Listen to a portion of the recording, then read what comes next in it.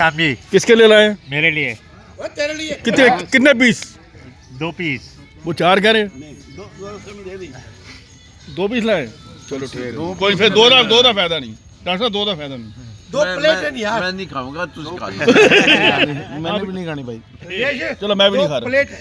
2 plate है? हाँ, piece नहीं है। 2 प्लेट है? 2 पीस। और गाਲਾਂ ਕੱਢੇਗਾ ਜੇ ਰਹਿਣ ਦਿਓ। 2 ਪੀਸ ਕਹ ਰਹੇ 2 ਦਾ ਕੀ ਲੈ ਕੇ हेलो ਜਾਓ? ਇਹਨੂੰ ਘਰ ਲੈ ਜਾਣ ਦਿਓ हाँ। नहीं तिलत्तर पुजारी पक्की है। ऐसा नहीं है, ऐसा कुछ नहीं है। ऐसा पक्का? हाँ भाई मारेगी? नहीं नहीं जाओ ले आओ निकालो। नमकीन खानी है मैं खाऊं। खाओ ना मतलब ਆਓ ਦੁਰਗਾ ਨੂੰ ਪਾਵਾ। पावा ਬਹੁਤ ਬੜੀਆ ਜੀ।